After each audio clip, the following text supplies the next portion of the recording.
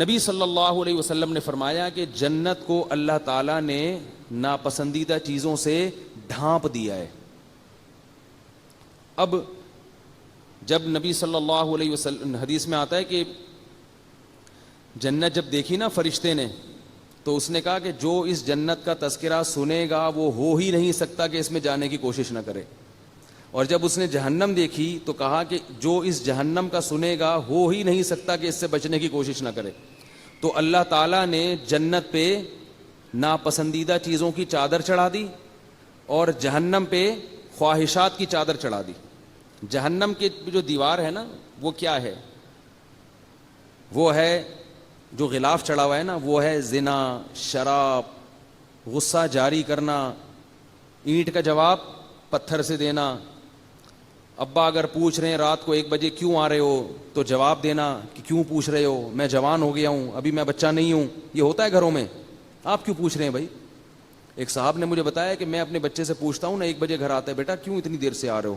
حالانکہ ان صاحب نے اپنے بیٹے کو پڑھایا، یورپ بھیجا تعلیم کے لیے، 5 سال وہاں بھیجا، سارا خرچہ باپ نے کیا، اتنا پڑھایا لکھایا، اور پھر پپا پوچھتے ہیں کیوں آ رہے ہو تو کہتے ہیں آپ کون ہوتے ہیں پوچھنے والے؟ تو میں پھر ان سے پتہ ہے کیا کہتا ہوں، کہتا ہوں ایسے بچے کو کان سے پکڑ کے باہر نکال دو، جب 2 دن روڈ پہ گزارے گا تو اس کا دماغ درست ہوگا. لیکن وہ کہتے ہیں کہ ماں رکاوٹ بن جاتی ہے، اکثر کیسز میں ایسا ہوتا ہے ماں رکاوٹ بن جاتی ہے. تو میں نے کہا اماں کو بھی اس کے ساتھ بٹھا دو وہاں روڈ پہ، کیونکہ باپ جو ہے نا ایسی باتیں سن سن کے برین ہیمریج ہو جاتا ہے اس کو. بیٹا تو جہنم میں جا ہی رہا ہے، جب وہ روڈ پہ بیٹھے گا شاید اس میں عقل آ جائے، ورنہ جائے جہنم میں بھائی. شاید 3-4 دن جب روڈ پہ بیٹھے گا تو شاید اس میں عقل آ جائے کہ میرا تو کچھ بھی نہیں ہے، یہ مجھے عزت ملی، یہ پیسہ ملا، یہ تعلیم ملی، نام ملا، قوم ملی، یہ سب کہاں سے ملا ہے مجھے؟ یہ تو باپ سے ملا ہے. تو جنت جہنم میں جانے کے لیے زنا کرنا پڑے گا، بڑی مزیدار چیز ہے. جہنم میں جانے کے لیے جھوٹ بولنا پڑے گا، کتنا مزہ آتا ہے، پیسے مل جاتے ہیں جھوٹ بول کے. جہنم میں جانے کے لیے ابا اماں کا احترام نہیں کرنا پڑے گا. عورت کے لیے جہنم میں جانا بہت آسان. ایک کام بتاؤں وہ کر لے تو بغیر حساب کتاب کے جہنم. خواتین اگر جہنم میں جانا چاہتی ہیں اپنی ڈائری میں نوٹ کر لیں، اتنا آسان کام بتا رہا ہوں، گارنٹی ہے جہنم کی. وہ ہے شوہر کا دل دکھائیں اور شوہر کی نافرمانی کریں، شوہر کو خوش نہ رکھیں.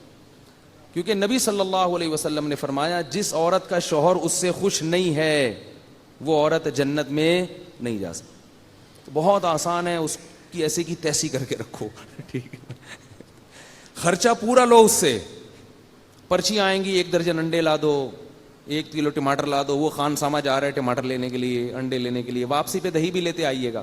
ابھی دہی لے کے آ رہا ہے، ایک میسج آ گیا واپسی پہ 1 بڑی ڈبل روٹی بھی لیتے آئیے، پھر جا رہا ہے واپس، ٹھیک ہے نا. تو اس کا خون چوس کے رکھو، بیمار ہو جائے، آپ بیمار ہو جائیں تو اس سے سارے پیسے لو علاج کے. اگر ٹھیک نہیں ہو رہی تو اسی پہ ڈال دو کہ یہ صحیح خرچہ نہیں کر رہے. میں نے کہا تھا آغا خان لے کے جاؤ، انہوں نے لیاقت نیشنل میں داخل کرا دیا. بچہ اگر بیمار ہو جائے تو اس کا خرچہ بھی کس سے لیا جاتا ہے؟ ہیں بھائی، ابا سے لیا جاتا ہے. بچوں کی فیسیں ابا سے لی جائیں گی. سارے اس کا خون نچوڑ دو مگر مانو اپنی، منمانی کس کی ہوگی؟ تو بہت ہی شارٹ کٹ راستہ ہے جہنم میں جانے کا. اچھا خیر زیادہ نہ ہو جائے کہیں. تو نبی صلی اللہ علیہ وسلم نے فرمایا کہ اللہ تعالیٰ نے، اور مرد کے لیے جہنم میں جانے کا پتہ ہے سب سے شارٹ کٹ راستہ کیا ہے اس زمانے میں؟ مردوں کے لیے ہے بد نظری. بے حیائی سے نہیں بچتے آج کل. انٹرنیٹ پر بیہودہ چیزیں دیکھی جا رہی ہیں، جہاں کوئی چمکتا دھمکتا چہرہ نظر آئے گا 1 دفعہ لازمی دیکھتے ہیں اس کو کہ یار حسرت نہ رہ جائے کہیں. اور پھر صحت بھی خراب ہوتی ہے، گناہوں کی طرف طبیعت بھی مائل ہوتی ہے. تو یہ تو اللہ نے سب سے بڑی آزمائش مرد کے لیے عورت کو بنایا ہے. یہ قرآن میں ہے، زُيِّنَ لِلنَّاسِ حُبُّ الشَّهَوَاتِ مِنَ النِّسَاءِ. قرآن کے الفاظ ہیں کہ ہم نے لوگوں کے لیے یعنی مردوں کے لیے جو سب سے مزین چیز بنائی ہے وہ عورتوں کو بنایا ہے. سب سے مزین کا کیا مطلب ہے؟ کہ چادر اللہ نے خوبصورت ڈالی ہوئی ہے، لیکن ہے کیا؟ وہ عذاب ہے، آگ ہے اگر حرام طریقے سے جاؤ گے. اب اس کا حل اللہ نے کیا بتایا؟ بھائی اتنی مزین چیز کو چھوڑے گا کیسے؟ تو اللہ نے فرمایا هل انبئکم بخیر من ذالکم، اس سے بھی زیادہ مزیدار چیز نہ بتاؤں؟ وہ ہے کہ اگر تم تقوی اختیار کرو گے تو جنت میں تمہیں حوریں ملیں گی, وازواج مطہرات, پاکیزہ بیویاں ملیں گی. تو یہاں مزے اڑا لو گے تو وہاں سے محروم. نہیں آ رہی نا بات سمجھ میں؟ اور وہاں اگر مزے چاہتے ہو تو یہاں نظر کو جھکاؤ. اور ایک اور طریقہ ہے, وہ میں پھر ابھی بعد میں بتاؤں گا, آپ اکیلے میں مل لیں, ٹھیک ہے نا. ایک اور حل بھی اللہ نے بتایا قرآن میں, ایک اور حل بتایا, وہ ابھی سب کے سامنے بتانا مناسب نہیں. لوگ کہتے ہیں گھوم پھر کے نا ہر دفعہ ادھر ہی آ جاتے ہو. تو نکاح کر لو بھائی, حلال طریقے سے رکھو, نبیوں کی سنت ہے, اولاد ملے گی, حقوق ہوں گے. تو نظر کی حفاظت یہ بڑا اہم کام ہے, نظر کی حفاظت مرد کے لیے. عفیف اور پاک دامن لوگ آج کل چراغ لے کے بھی مشکل ہو رہا ہے تلاش کرنا, جو اپنی بیوی پر اکتفا کریں اور ان کی بیوی کو یہ اعتماد ہو کہ ہمارے شوہر کا ہمارے علاوہ کسی اور سے کوئی لنک نہیں ہے. بہت سے ہیں اچھے, لیکن آج کل یہ میرے پاس بہت ساری کالز آتی ہیں خواتین کی کہ میاں صاحب غلط چکروں میں پڑے ہوئے ہیں. تو بھائی اپنے آپ کو ان چکروں سے بچاؤ. ایک خاتون بیچاری بہت پریشان ہے, یو کے سے فون کرتی ہیں, زندگی رو رہی ہیں کہ میرے میاں کو لت پڑ گئی ہے لڑکیوں سے, دوستوں کی, میرے بچے تباہ ہو رہے ہیں, برباد ہو رہے ہیں. اب میں ان بیچاری کو کیا کہتا, ان کو میں نے کہا صبر کرو, اس کو بڈھا ہونے دو, اپنے میاں کو کیا ہونے دو, بڈھا ہونے دو. ابھی جوانی کا جوش ہے نا, تھوڑے دن میں بڈھا ہوگا, پھر دیکھو کیا ہوتا ہے. اور ایسا آدمی بڈھا بھی جلدی ہوتا ہے. ہر طرح سے بیچاری عورت نے سمجھا لیا, بچوں کا واسطہ دے دیا کہ ان کو بھی پتہ چل رہا ہے تمہاری حرکتوں کا, ان پہ کیا اثر پڑے گا. لیکن وہی بات ہے کہ لوط علیہ السلام کی قوم جس بدکاری میں مبتلا ہو گئی تھی, لوط علیہ السلام نے سمجھایا سمجھایا سمجھایا سمجھایا, تو اللہ قرآن میں کیا فرماتے ہیں, لعمرک انہم لفی سکرتہم یعمہون. اے محمد صلی اللہ علیہ وسلم, ہمیں آپ کی عمر کی قسم, وہ لوگ اس وقت بڑے نشے میں پڑے ہوئے تھے, ان کو لوط علیہ السلام کی باتیں سمجھ میں نہیں آ رہی تھی, بہت نشے میں مست تھے. جب گناہ انسان کے سامنے ہوتا ہے تو وہ نشے میں مست ہو جاتا ہے, پھر نہیں دیکھتا کہ کیا ہے. تو اللہ نے پھر کیسا عذاب دیا, فجعلنا عالیہا سافلہا, فرمایا ہم نے زمین کو اٹھا کے الٹا دے کے پٹک دیا, پوری قوم کو اللہ نے تباہ کر دیا. تو زانی سے اللہ کو بہت نفرت ہوتی ہے. یاد رکھو ہمارے معاشرے میں زنا بہت تیزی سے پھیل رہا ہے, بہت تیزی سے پھیل رہا ہے. میرے پاس کالز آتی ہیں, ایسا ہی نہیں کہہ رہا میں, بہت تیزی سے. لوگ تو اپنے ہر چیز دل کی بات کر لیتے ہیں نا علماء کے سامنے. بہت تیزی سے زنا پھیل رہا ہے. اس کو اللہ کا واسطہ روکنے کی کوشش کرو, سختی کرو اپنے گھر میں. چچا پھوپھیزاد بہنوں کو بے پردہ نہ ہونے دو کزنوں کے سامنے. اگر آپ کا بیٹا چچا پھوپھیزاد بہن سے دوستی لگاتا ہے, پابندی لگاؤ اس پر. میرے گھر میں جب میرے چچا پھوپھیزاد بھائی آتے تھے, میرے والد صاحب کے بھتیجے ہوتے تھے, تو والد صاحب ہماری بہنوں کو حکم دیتے تھے کہ ان کے سامنے نہیں آنا ہے. غصہ کرتے تھے کہ ایسے بے محابہ کوئی نہیں آ کے بیٹھے گا. ان کو حکم تھا کہ آپ بیٹھک میں بیٹھیں اور یہیں سے پتلی گلی سے نکل جائیں, جس نے ملنا ہوگا آپ سے یہیں آ کے ملے گا. ناراض ہوتا ہے تو ہونے دو. بہت زیادہ برائی پھیل رہی ہے, مصافحہ کرنا کزنوں سے, گلے ملنا کزنوں سے. براڈ مائنڈڈ کہہ کے نا سب کو بے شرم بنا دیا ہے. ہم براڈ مائنڈڈ ہیں, ہم کوئی گھٹیا تھوڑی ہیں, گلے بھی بڑے تمیز سے ملتے ہیں کہ ایسے جیسے بالکل کوئی احساس ہی نہیں ہو رہا ہمیں. چھوڑ دو اللہ کے بندو, یہ غیر مسلموں کا کلچر ہے, یہ ہندوؤں کا ہو سکتا ہے, یہ بلکہ ہندوؤں کا بھی نہیں ہے, یہ تو انگریزوں کا ہے, یہودیوں کا ہے, جن پر اللہ نے لعنت کی ہے, جن پر اللہ کا غضب آیا. بار بار سورہ فاتحہ میں ہم کہتے ہیں غیر المغضوب علیہم ولا الضالین, اے اللہ نہ عیسائیوں کے راستے پہ چلا اور نہ یہودیوں کے راستے پہ چلا. ہندوؤں کا تذکرہ نہیں ہے یہاں پہ. سورہ فاتحہ میں 2 قوموں کا اللہ نے ذکر کیا, 2 قوموں کا. اے اللہ ہمیں انعام یافتہ لوگوں کے راستے پہ چلا, انعام یافتہ لوگوں کے راستے پہ, ان لوگوں پر نہیں جن پر غضب ہوا. غضب کس پر ہوا تھا؟ یہودیوں پر. اور ان لوگوں پر بھی نہیں جو گمراہ ہیں. تمام مفسرین کا اتفاق ہے کہ اس سے کون مراد ہیں؟ عیسائی. ہندوؤں کا ذکر نہیں, سکھوں کا ذکر نہیں. وجہ اس کی ہے کہ دنیا میں ہندو اور سکھ بھی ان کو فالو کر رہے ہیں. ہندوؤں کا اپنا کلچر ایسا تھوڑی تھا جیسا آج ہو گیا ہے. ان کے تو بڑا سخت پردہ ہوتا تھا. داماد جو ہے, ساس جو ہے اپنے داماد تک سے پردہ کیا کرتی تھی. انہوں نے بھی کس کو فالو کرنا شروع کر دیا؟ عیسائیوں کو, یہودیوں کو. ان کا بھی فیملی سسٹم تباہ و برباد ہو گیا. پریشان ہے وہ بھی. گھروں میں زنا ہو رہا ہے, اتنا زیادہ ان کے ہاں برباد ہو گیا نا ہندوؤں کا فیملی سسٹم کہ جس کی کوئی انتہا نہیں. کوئی عورت محفوظ نہیں ہے. ہر عورت کو پتا ہے کہ حتیٰ کہ اپنے محرم رشتہ داروں سے بھی محفوظ نہیں ہے. اتنا ان لوگوں نے معاشرے میں حیوانیت پھیلا دی ہے. شکر کرو میرے بھائی, اللہ نے مسلمان بنایا ہے, اللہ نے ہمیں مسجد میں آنے کی توفیق عطا فرمائی ہے, اور بار بار ہمارے منہ سے یہ دعا نکلوائی ہے کہ اللہ عیسائیوں کے راستے پر نہیں چلانا. تو کزنوں سے ہاتھ ملانا, گلے ملنا, یہ سارے یہود و نصارہ کے طریقے ہیں. لڑکیاں جب آپس میں ملتی ہیں تو آج کل ان میں بھی ایک بےہودگی آ گئی ہے, کسنگ کرتی ہیں ایک دوسرے کو. چھوڑ دو اس بے شرمی کو. جیسے مرد ملتے ہیں مصافحہ کرتے ہیں بس, تو لڑکیاں بھی آپس میں ملیں مصافحہ بس. اس سے زیادہ فری ہونے کی چندہ ضرورت نہیں ہے, برائی پھیلتی ہے معاشرے میں اس سے.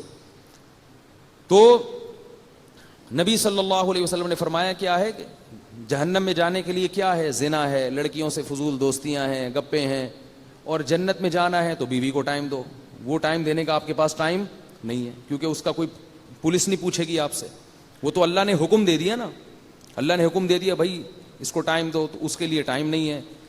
کوئی فون آ جائے اننون نمبر سے کسی لڑکی کا تو بھاگ جائیں گے, بچے پھینک کے بھاگ جائیں گے, ٹھیک ہے نا. تو جہنم میں جاؤ بہت اچھا ہے بھائی. اللہ تعالیٰ نے قرآن مجید میں بتایا ہے کہ لَأَمْلَأَنَّ جَهَنَّمَ مِنَ الْجِنَّةِ وَالنَّاسِ أَجْمَعِينَ. جب بھی ہم ایسی باتیں سنتے ہیں تو اشکال ہوتا ہے کہ اتنے سارے لوگ کیا سارے جہنم میں چلے جائیں گے؟ ہے بھائی ایک تو مسلمانوں کا ریشو کتنا ہے, وہ کم ہے. 1 ارب یا 1.25 ارب مسلمان ہیں, باقی سارے کیا ہیں, کافر ہیں.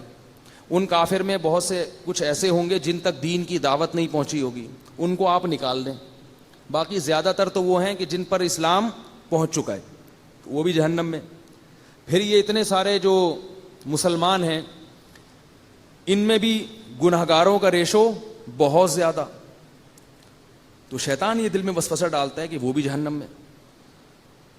تو دماغ میں خیال آتا ہے کہ بھئی ایسا تو نہیں ہے کہ ہم ہی غلط ہوں, باقی سارے کیا ہوں, صحیح ہوں. تو اتنے سارے لوگ جہنم میں جائیں گے, اتنے سارے لوگ جہنم میں جائیں گے. اللہ نے کئی مقام پہ قرآن میں اس سوال کا جواب دیا ہے. پہلے دلائل قائم کیے اپنی توحید پر کہ میں خدا ہوں, میں رب ہوں, میں کھلاتا ہوں, میں پلاتا ہوں, میرے سوا کوئی معبود نہیں, اور میں نے آسمان سے جو دین اتارا ہے وہ صرف اسلام ہے, اسلام کے علاوہ کوئی اور چیز قابل قبول نہیں ہے, اور میں زنا کو ناپسند کرتا ہوں, میں بے حیائی کو ناپسند کرتا ہوں. میں بول رہا ہوں رک جاؤ. کیسی عجیب عجیب آیتیں ہیں قرآن کی, خدا کی قسم. انما الخمر والمیسر والانصاب والازلام رجس من عمل الشیطان. اے ایمان والو, شراب, جوا, پانسے, یہ سب ناپاک اور پلید عمل ہیں. انشورنس بھی جوا ہے. جوا چاہے وہ روڈ پہ گٹر کے ڈھکن پہ بیٹھ کے کھیل رہے ہو نا, وہ بھی جوا ہے. اور وہ کمپنی بنا کے کھیلو گے کہ ابا مر گئے تو اتنے پیسے ملیں گے, نہیں مرے تو آپ کی رقم ڈوب جائے گی, یہ بھی جوا ہے. اس کو جدید شکل دے دی ہے. تو اللہ کی قرآن میں فرماتے ہیں یہ جوا اور یہ ساری چیزیں نجس ہیں, پلید ہیں. اور آگے فرمایا فہل انتم منتہون, میں تمہارا رب ہوں, تمہیں روک رہا ہوں, تو کیا بتاؤ تم رک جاؤ گے اب میرے کہنے سے؟ کیا کیسے کیسے اللہ تعالیٰ ترغیبیں دے رہے ہیں, ابھار رہے ہیں کہ میں خدا تمہیں کہہ رہا ہوں شراب چھوڑ دو, میں خدا تمہیں کہہ رہا ہوں کہ جوا چھوڑ دو, انشورنس چھوڑ دو. انشورنس کی جو ملازمت ہے جوئے میں کسی بھی طرح سے پڑنا حرام ہے. یہ سب ناپاک عمل ہیں. فہل انتم منتہون, کیا آپ بھی رکو گے؟ کوئی اثر ہی نہیں ہوتا ہمارے اوپر. جب نبی صلی اللہ علیہ وسلم مشرکین کو یہ باتیں کرتے تھے تو مشرکین نے بھی یہی اعتراضات کیے تھے. کہتے تھے آپ ہمارے قوم کے خلاف اتنا کیوں جا رہے ہیں؟ آپ ایسا کریں کہ اس قرآن میں ان احکام میں تھوڑی سی تبدیلی کر لیں. آج ہم نے جو سورہ یونس پڑھی تو اللہ نے حکم دیا قل ما یکون لی ان ابدلہ من تلقاء نفسی فقد لبثت فیکم عمرا من قبلہ. دیکھو میں تمہارے درمیان 40 سال رہا ہوں, میں نے کبھی کوئی کلام اپنی زبان سے پیش نہیں کیا. 40 سال کے بعد اچانک ایک امی کی زبان سے ایسی آیتیں نکلنا شروع ہو گئیں جو دلوں کو ہلا رہی ہیں, اور اس میں بڑے پیارے احکام دیے جا رہے ہیں. تو سمجھ لو کہ یہ میری طرف سے نہیں ہے, یہ اللہ کی طرف سے ہیں, اور اللہ اپنی طرف سے جو کچھ میری زبان پہ جاری کرے گا میں اس میں تبدیلی نہیں کر سکتا. اور یہ بھی بتایا اللہ نے کہ نبی کو کہ ان کو کہہ دو انی اخاف ان عصیت ربی عذاب یوم عظیم. مجھے تو خود ڈر ہے کہ اللہ جو احکام مجھے دے رہا ہے اگر اس میں مجھ سے نافرمانی ہوئی تو مجھے بھی بہت بڑے دن کے عذاب کا خطرہ ہے, میں بھی پکڑ میں آ جاؤں گا. سب کے لیے قانون بنا دیا اللہ نے, سب کے لیے. تو بھائی یا تو ایک طرف یہ دلائل ہیں, ان کو دیکھو, اور اگر اکثریت کو دیکھنا ہے تو پھر اللہ نے دھمکی دی ہے لَأَمْلَأَنَّ جَهَنَّمَ مِنَ الْجِنَّةِ وَالنَّاسِ اجمعین. فرمایا یہ نہ سمجھو کہ جہنم میری چھوٹی ہے، میں نے قسم اٹھائی ہوئی ہے کہ میں جہنم کو جنات اور انسانوں سے بھر دوں گا. زبردستی نہیں اللہ کسی کو جہنم میں، ہم تو قسم اٹھاتے ہیں نا زبردستی، یہ تاکید کے لیے بتایا جا رہا ہے کہ ایسا ہوگا. اس خوش فہمی میں مبتلا نہ رہنا کہ جنت میں زیادہ لوگ جائیں گے اور جہنم میں کم. نا نا نا نا نا، جہنم میں زیادہ لوگ جائیں گے، بھر دوں گا میں. اس لیے کبھی اس خوش فہمی میں نہ رہنا. یہاں تک فرمایا یوم نقول لجہنم هل امتلأت وتقول هل من مزید. اس دن کو یاد کرو جب ہم جہنم سے کہیں گے کہ اے جہنم کیا تو بھر گئی ہے، اور جہنم کہے گی اے اللہ بتا اور بھی کوئی ہے تو ڈال دے میرے پیٹ میں، اور بھی ہے تو ڈال دے میرے پیٹ میں. وجہ اس کی یہ ہے کہ اللہ نے اپنے بندوں پر حجت کو تام کر دیا ہے. لا اکراہ فی الدین قد تبین الرشد من الغی. فرمایا دین میں زبردستی نہیں ہے، آپ غیر مسلم کو زبردستی مسلمان نہیں کر سکتے. آپ کسی ہندو کو سمجھا تو سکتے ہو کہ اس پتھر کے سامنے سر مت جھکاؤ، گن پوائنٹ پہ اس کو وہاں سے ہٹا نہیں سکتے، اسلام نے اجازت نہیں دی. لیکن آگے اللہ نے دھمکی دے دی ہے. اللہ نے فرمایا کہ میں جو کہہ رہا ہوں نا کہ زبردستی دین پہ نہیں لا سکتے، اس لیے نہیں کہ تمہیں کنفیوژن ہے کہ پتہ نہیں ہمارا دین صحیح بھی ہے یا نہیں ہے. نا نا نا نا نا، فرمایا اس لیے نہیں لا سکتے قد تبین الرشد من الغی. سیدھا راستہ اور غلط راستہ بالکل ایسے کلیئر ہے جیسے دودھ کا دودھ اور پانی کا پانی. اتنا صاف جب راستہ ہے تو اگر کوئی بت کے سامنے جھک رہا ہے تو اپنی جہنم کا سامان خود اکٹھا کر رہا ہے. وہ اللہ پوچھے گا قیامت کے دن اس سے اپنے ہاتھوں سے بنا کے کیوں جھکے اس کے سامنے. جس نے بنایا ہے، جس رب نے پیدا کیا، پانی میں آنکھ ناک کان دل دماغ جگر بنائے، اس کے سامنے کیوں نہیں جھکتے تھے. تو یاد رکھو جیسے ہندو کا غلط ہونا بالکل واضح ہے، ایسے ہی مسلمان کے لیے نماز نہ پڑھنا بھی گمراہی ہے. اس میں بھی دو رائے نہیں ہو سکتی. رمضان کا روزہ چھوڑ دینا اسی طرح غلط ہے بالکل، اس میں بھی دو رائے نہیں ہو سکتی. چونکہ جب ہم نے اللہ کو مان لیا، ہم نہ ہندو مذہب اختیار کرتے ہیں نہ سکھ مذہب اختیار کرتے ہیں. ہم مانتے ہیں کہ ایک خدا ہے، اس کا ایک رسول ہے جو آخری نبی ہے اور اس کی کتاب ہے. تو بھائی پھر اس کتاب کو فالو کیوں نہیں کرتے؟ اس کو کیوں نہیں فالو کرتے؟ لوگ کہتے ہیں مولویوں میں اختلاف بہت ہے. قرآن کے حکام تو بہت واضح ہیں نا. کیا مولویوں میں یہ بھی اختلاف ہے کہ نمازیں 5 ہے کہ 4 ہیں؟ بولو نا بھائی، اس میں کوئی اختلاف ہے؟ کیا یہ بھی اختلاف ہے کہ سود لینا غلط ہے؟ کیا اس میں بھی اختلاف ہے کہ ماں باپ کا دل دکھانا ثواب ہے یا حرام ہے؟ اس میں کوئی اختلاف ہے؟ گرین والے سے پوچھو، وائٹ والے سے پوچھو، ٹانگیں چوڑی کرنے والے سے پوچھو، پتلی کرنے والے سے پوچھو، سب کہیں گے کہ بھئی سب سے بڑا جرم حقوق العباد میں والدین کی، بولو بھائی، نافرمانی، ان کو پریشان کرنا سب سے بڑا جرم ہے. سب کا اتفاق. قل تعالوا اتل ما حرم ربکم علیکم. یہ آیت مجھے بڑی پیاری لگتی ہے. اللہ تعالیٰ ایسا معلوم ہوتا ہے کہ ہم لوگوں کے 15ویں صدی کے مزاج کو دیکھ کے نا اللہ نے یہ آیت نازل کی ہے. ویسے تو اس زمانے میں بھی فٹ تھی، آج اور زیادہ فٹ آ رہی ہے. ایسے جیسے ہم اختلافات کے بکھیڑوں میں پڑ کے نا پریشان ہو جاتے ہیں، یار کیا ہے پتہ نہیں کیا کرنا ہے، ٹانگیں یوں کرنی ہے کہ یوں کرنی ہے، ٹھیک ہے نا. ادھر جاؤ وہ بولتے زور سے آمین، وہ رفع الیدین وغیرہ نہیں کرنا، رفع الیدین وہ کہہ رہے یہ کرنا ہے وغیرہ. پھنس جاتا ہے انسان. پگڑی کون سی پہننی بھی ہے کہ نہیں پہننی، ٹوپی پہننی ہے یا کرانی ہے کسی کو، تو اتنی پریشانی ہو جاتی ہے انسان. اتنے فرقے بن گئے ہیں. اہل حدیث کی بھی بڑی قسمیں وجود میں آ گئی. ٹوپیوں والے الگ، بغیر ٹوپیوں والے. ابھی تک تو یہ تھے نا حنفیوں میں دیوبندی بریلوی بنے ہوئے تھے. اہل حدیث میں کہا جاتا تھا نہیں، اہل حدیث میں بہت سارے بن گئے، ٹوپی والے، بغیر ٹوپی والے. پھر اہل حدیث میں بعض کہتے ہیں کہ عورتیں سمٹ کے نماز پڑھیں، اہل حدیث میں ایسے علماء ہیں. اور بعض کہتے ہیں نہیں مردوں کی طرح پڑھیں. پھر جو بغیر ٹوپی والے ہیں ان میں بھی بہت نماز جنازہ کچھ زور سے پڑھتے ہیں، کچھ آہستہ پڑھتے ہیں، کچھ عجیب. تو پبلک اتنی پریشان ہوتی ہے کہ یار یہ دین کے مقتدا اور رہبر ہیں، کہاں لے کے جا رہے ہیں یار ہم. ٹھیک ہے آپ علماء کے پاس بیٹھ کے یہ مسئلے بھی حل کریں تاکہ حق تک پہنچے، لیکن یہ اتنے بڑے ایشو نہیں ہیں. یہ مسئلہ آپ کا حل نہیں ہوا تو جہنم میں نہیں اللہ پھینکے گا آپ کو. اس بنیاد سیکھیں تاکہ گمراہی کی طرف نہ جائیں، لیکن یہ اتنا بڑا ایشو نہیں ہے. بڑے ایشو کیا ہیں؟ قرآن کہہ رہا ہے قل تعالوا، اے نبی ان سے کہہ دو تعالوا، آؤ. کیسا پیارا اس انداز، آؤ. نتلو ما حرم علیکم ربکم، میں تمہیں اللہ کی آیات پڑھ کے سناتا ہوں جس سے پتہ چلے گا کہ تمہارے پیدا کرنے والے نے کن چیزوں کو تم پہ حرام کیا ہے. کیسا اندھیب انداز ہے. تعالو، آؤ آؤ میں بتاتا ہوں. چھوڑو ادھر ادھر نہ جاؤ، وہ ٹانگیں چوڑی، وہ پتلی، وہ زور سی، وہ آیا بھائی چھوڑو ادھر ادھر ادھر. کہتے ہیں نا جیسے کوئی بندہ پھنسا ہوا ہو نا، وہ گرین والا ادھر کھینچ رہا ہو، دوسرا ادھر، اور کوئی مولوی صاحب دور کھڑے تماشا دیکھ رہے ہو، پریشان ہو، یار یہ بیچارہ کنفیوز ہو رہا ہے، تو کہتا نا یار ادھر، کہتا نا ادھر ادھر میں تجھے بتاتا ہوں، زیادہ چکر میں نہیں پڑ، تو بھائی یہ دو چار کام کر لے. بالکل یہی انداز ہے اللہ کا. اے نبی ان سے کہہ دو تعالو، آؤ. تعالو جو ہے نا، یہ بڑے احترام سے جب کسی کو کہا جاتا ہے آئیے، تشریف لائیے.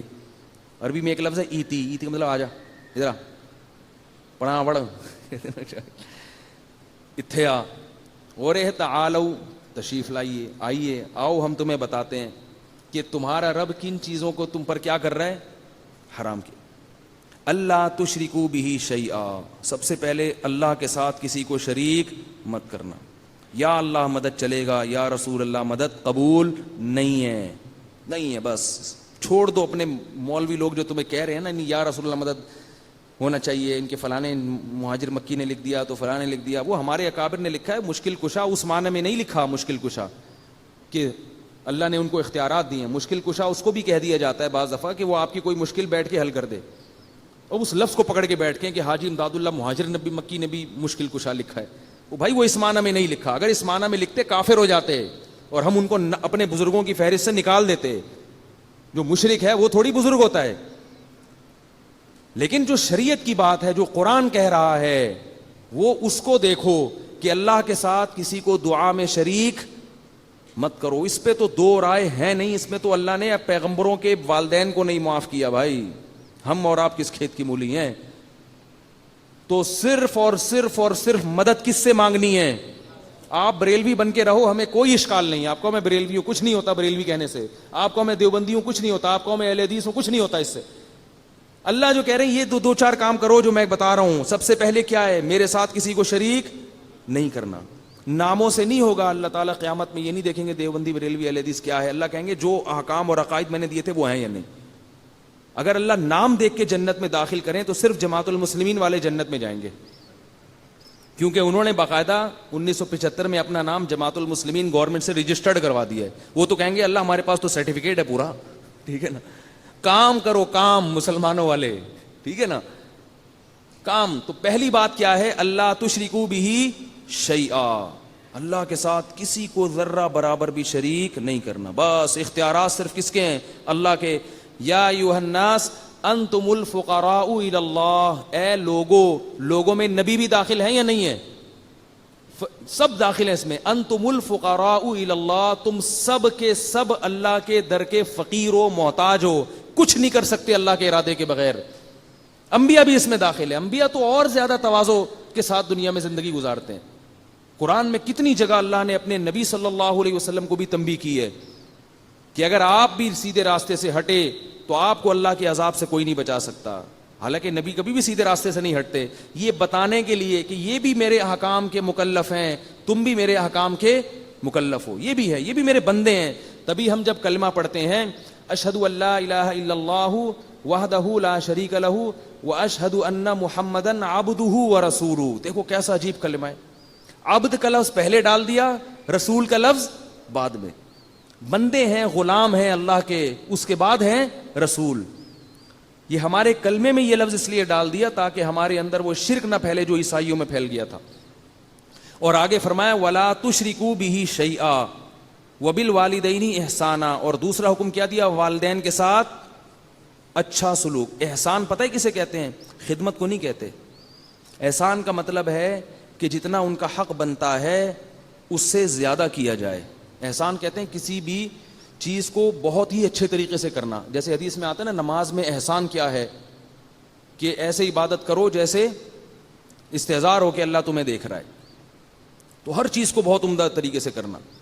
اور فرمایا ولا تقتلوا اولادکم من املاق، اپنی اولاد کو قتل مت کرو غربت کے خوف سے. نحن نرزقکم وایاہم، رزق تمہیں ہم دیتے ہیں اور ان کو بھی ہم دیں گے. آج اولاد کو قتل تو نہیں کیا جاتا لیکن پریگنینسی میں حمل ضائع کرا دیا جاتا ہے، اور یہی ہوتا ہے کہ اس کی فیسیں کون بھرے گا، اس کے علاج کے خرچے کون اٹھائے گا، 2 بچوں کو پالنا مشکل ہو رہا ہے، تیسرا آئے گا، اس کی فیسیں کون دے گا؟ اللہ نے کیا کہا کہ اس کو رزق کون دے گا؟ میں دوں گا۔ یہ بہت بڑا جرم ہے، یاد رکھو، حمل روکنا اس نیت سے کہ میں خرچے کیسے پورے کروں گا۔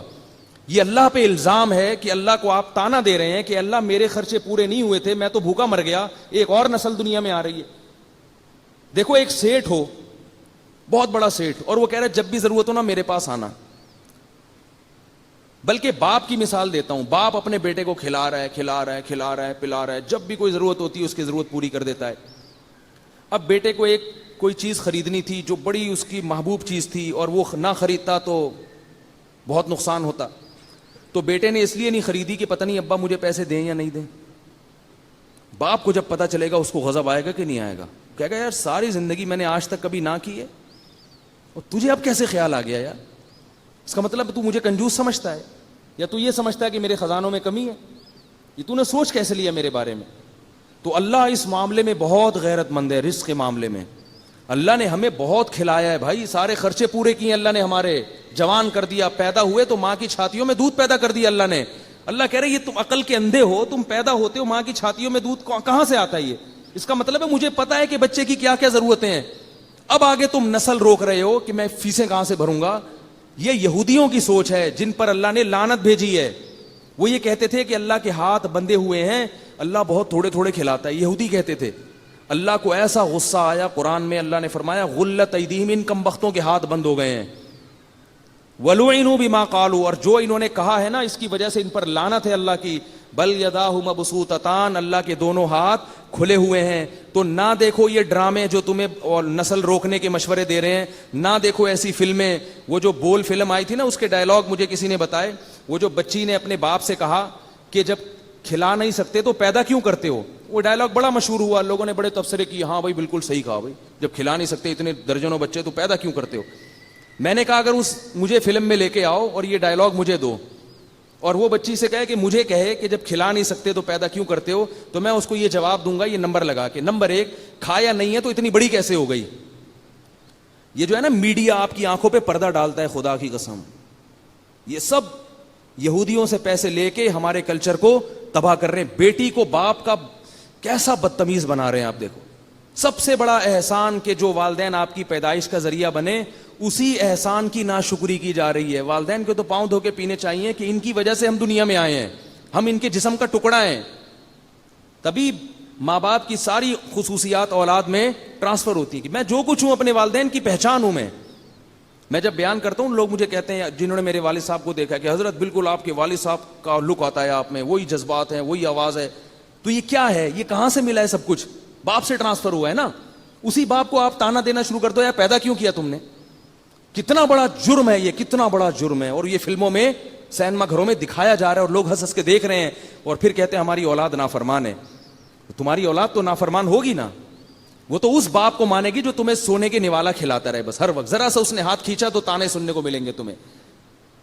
تو میں اگر ہوتا اس کو کہتا کہ اگر تو نے کھایا نہیں ہے تو تو اتنی بڑی، بولو بھائی کیسے ہو گئی، کیسے ہو گئی اتنی بڑی؟ نمبر 2، تو نے ضرورت سے زیادہ کھایا ہے، اگر ضرورت کا کھایا ہوتا تو ایسی باتیں نہ کرتی، ایسی باتیں غریبوں کی زبان پہ نہیں آتی۔ یہ فضول باتیں اور یہ اللہ کی نافرمانی کی باتیں ان کی زبان پہ آتی ہیں جنہوں نے ضرورت سے بہت زیادہ کھا لیا ہوتا ہے، پیٹ بھرے ہوئے ہوتے ہیں پھر الٹی پھینکتے ہیں ایسی۔ بہت زیادہ کھاتا ہے نا انسان پھر ناشکرا ہوتا ہے۔ قرآن میں اللہ نے کہا نا اگر اللہ لوگوں کو رزق بہت زیادہ دینا شروع کر دے سب اللہ کے نافرمان بن جائیں گے۔ اور تیسری بات میں اس سے یہ کہتا کہ ٹھیک ہے بیٹا غلطی ہو گئی، ہم نے آپ کو پیدا کر لیا، غلطی ہو گئی تو اس غلطی کی تلافی بھی ہو سکتی ہے۔ اگر آپ کا خیال ہے کہ آپ دنیا میں آنا آپ کا غلط تھا تو یہ بندوق اٹھا کر کے ختم کر دو اپنے آپ کو۔ بھائی موت کی تکلیف بھی نہیں، اگر آپ کہیں تو موت کی تکلیف ہوگی تو بڑا مسئلہ ہے، تو بھائی کنپٹی پہ ایک گولی ٹھا کر کے ماری جائے تو کوئی نہیں پتا، ایک سیکنڈ میں ختم۔ تو بھائی اب زندہ کیوں ہو؟ چلو اس وقت تو بچے تھے، عقل تھی، اب تو بڑی ہو گئی، اتنی باتیں کر رہی ہو میرے سامنے، تو بیٹا یہ بندوق ہے، آپ سے نہیں جلدی میں مار دیتا ہوں، ختم۔ نہ اپنے آپ کو گولی مار رہے ہو، اس کا مطلب اس زندگی کو نعمت سمجھتے ہو نا۔ تو اس لیے بار بار کہہ رہا ہوں کہ کلچر کس کا فالو کرنا ہے؟ جو اللہ اس کے رسول بتا رہے ہیں تمہیں، اس سے ہمارے گھروں میں برکت آئے گی۔ پہلے زمانے میں اگر غریب کے 12-13 بچے ہیں, نہیں کھانے کو مل رہا, تو کیا سکھایا جاتا تھا؟ صبر شکر کر کے کھا لو, اسی میں اللہ برکت دے دے گا. اور کیسے صحت مند نکلتے تھے بچے, وہ کیسے بڑے ہو گئے روکھی سوکھی کھا کے. میں پہلے جہاں رہا کرتا تھا وہاں ہمارے گھر کے قریب ایک غریب آبادی تھی. میں نے گھر میں دیکھا کہ ان کے غربت بہت ہے, صرف روٹی پکتی ہے, سالن نہیں پکتا. تو وہ کیا کرتے تھے, جب سالن پکتا تھا نا, سب بچے روٹی لے کے بھاگ جاتے تھے اور کھا لیتے. بھوک اتنی ہوتی تھی ان کو. سارے صحت مند بنے ہیں, وہ اتنے صحت مند, لمبے لمبے قد ان کے نکلے ہیں. میں کہتا یار ان کا وقتوں کو روٹی ملی نہیں اور ان کے قد دیکھو. ٹھیک ہے, ڈاکٹروں سے نہیں پوچھو ہر چیز, بہت سے کام کون کرتا ہے؟ اللہ کا. ڈاکٹروں کی اپنی بیچاروں کی صحت تو دیکھو. ڈاکٹر تو ڈبے پہ ڈبہ لکھتا رہے گا, یہ والا بھی پلا دو, یہ والا بھی ایکچولی اس میں یہ والے آئرن کی کمی, یہ والا پلا دو. غریب, میں نے پٹھان بچے دیکھے ہیں, پٹھانوں کے علاقوں میں رہا ہوں میں, غریبوں کے. ایک پٹھان کو میں نے دیکھا, اس کے ساتھ میں رہا بہت. میں نے دیکھا کہ اس کا بچہ روتا ہے تو روٹی لا کے پکڑا دیتا ہے, صرف روٹی, اور بچہ صرف روٹی کھاتا ہے. اتنا طاقتور, اتنا. گندم کی روٹی کو ہلکا مت سمجھو, یہ میرا بیان ہے. گندم کی روٹی, جو ماہر ڈاکٹر ہے نا, چائلڈ اسپیشلسٹ, وہ بھی یہی کہتے ہیں کہ 3-4 سال کے بچے کے جسم میں ایک روٹی بھی 24 گھنٹے میں پہنچ گئی نا, بس اب رزق کی فکر کرنے کی ضرورت نہیں ہے. گندم میں سب کچھ رکھا ہے اللہ نے, اتنا مشکل نہیں بنایا جینے کو اللہ نے. تو اب اگر آپ نسل روکو گے اس لیے کہ خرچے کہاں سے پورے کروں گا, تو یہ کس پر الزام ہے؟ اللہ پر. اس لیے خرچوں کی نیت سے. ہاں اگر کوئی عورت صحت خراب ہو گئی, بیمار ہو گئی, وہ ایک الگ بات ہے. تو جلدی جلدی میں آیت کمپلیٹ کروں. نحن نرزقکم وایاہم, اللہ فرماتے ہیں رزق کون دیتا ہے؟ میں دیتا ہوں, میں. تو یہ نظر کس پہ رکھنی ہے رزق کی؟ اللہ پہ. اگر آپ اللہ پہ نظر نہیں رکھتے تو بھی آپ کبیرہ گناہ کے مرتکب ہو, چاہے ٹانگیں چوڑی کر کے نماز پڑھو یا ٹانگیں پتلی کر کے, ہری پگڑی پہنو یا سفید پگڑی پہنو, کچھ بھی کر لو, جنت میں نہیں جا سکتے. اور فرمایا ولا تقتلوا اولادکم من املاق نحن نرزقکم وایاکم, اور آگے فرمایا ولا تقربوا الفواحش ما ظہر منها وما بطن, بے حیائی کے کاموں کے قریب مت جاؤ, چاہے چھپے ہوئے ہوں یا علانیہ ہوں. نہ سب کے سامنے بے حیائی کرو, زنا کر کے لوگوں کو بتا رہے ہیں شو مارنے کے لیے, اور نہ چھپ کے یہ کام کرو. دونوں طرح سے اللہ کو کھلے عام تو اور زیادہ گناہ. اور آگے فرمایا ولا تقتلوا النفس التي حرم اللہ, کسی انسانی جان کو قتل مت کرو. آج دیکھو نا موبائل سنیچنگ, ذرا سی بات پہ ایک 10-10 ہزار کے موبائل کے پیچھے انسان کی جان لے لیتے ہیں. وہ قتل کوئی بات ہی نہیں ہے. 10-10 20-20 ہزار میں گھروں سے جنازے نکال دیتے ہیں, جوان بیویوں کو بیوہ کر دیتے ہیں, بچوں کو یتیم کر دیتے ہیں. اللہ نے فرمایا کہ یہ کام بولو بھائی مت کرو. اور آگے فرمایا ولا تقربوا مال الیتیم, یتیم کے مال کے قریب مت جاؤ. اگر باپ کا انتقال ہو گیا اور چھوٹا بھائی موجود ہے تو اس کے مال کو ہاتھ مت لگاؤ. بڑا بھائی سارا کاروبار ہڑپ کر جاتا ہے, چھوٹی بہنیں ہیں, چھوٹے بھائی ہیں, ان کو وراثت نہیں دی جاتی. اور اسی طرح دوسرے مقام پہ اللہ نے عورت کا مال کھانے سے بھی منع کیا, جو بہن کی وراثت ہے اس کو دو, اس کو ہاتھ مت لگاؤ. یہ بھی احکام ہیں. اس کے علاوہ اور بھی چند احکام ہیں, میں سب بتاؤں گا تو وقت بہت زیادہ لمبا ہو جائے گا. قرآن میں بکھرے ہوئے ہیں یہ احکام, یہ آتے رہیں گے تو انشاءاللہ بتاتا رہوں گا. اس میں کسی کا کوئی اختلاف بولو بھائی نہیں, اور اگر کوئی اختلاف کرتا ہے تو وہ بھی جہنمی ہے. ان میں کیا اختلاف ہوگا بھائی؟ تو کیا خیال ہے بھائی؟ اور سب سے زیادہ اللہ نے نماز نماز نماز نماز بار بار نماز کا حکم دیا, تو نماز قائم کر لو بھائی. شروع ہی کوئی اتنا مشکل نہیں ہے. آپ کہیں گے نا ابھی تو میں کہہ رہا تھا بہت مشکل ہے نماز پڑھنا, اب کہہ رہا ہوں بہت مشکل نہیں ہے. شروع کرنا, عادت ڈالنا مشکل ہے. جب ایک دفعہ عادت پڑ جائے گی نا نماز کی, 40 دن ہمت کر کے تکبیر اولیٰ کے ساتھ نماز پڑھو, تو عادت پڑ جائے گی انشاءاللہ. جس کو نماز کی عادت پڑ جاتی ہے اس کو اگر کوئی 1 ارب روپے بھی دینا کہ آج فجر کی نماز چھوڑ دو, 1 ارب روپے دوں گا میں نے دیکھا ہے نمازیوں کو وہ نہیں چھوڑتے. وہ تو پڑھنی ہے بھائی, آنکھ نہ کھلے اس لیے چھوڑ گئی ایک الگ بات ہے. تو یہ مشکل کام اللہ نے ان کے لیے کیا بنا دیا؟ آسان. جتنی بھی لالچ دو گے نماز نہیں چھوڑوں گا بھائی, نہیں چھوڑتے نماز, چاہے جہاز ہو, چاہے سفر ہو, چاہے ٹرین میں ہو, چاہے بس میں ہو. تو عادت ڈالنا مشکل ہے. ایک دفعہ جب آ گئے نا روٹین میں پھر نہیں چھوڑتی الحمدللہ. تو عادت ڈال لو اس کی. رمضان کا روزہ ہے, زکوٰۃ ہے, وہ نکالو. تو یہ چند احکام ہیں میرے بھائی موٹے موٹے, جنہیں ہم نے کیا کرنا ہے.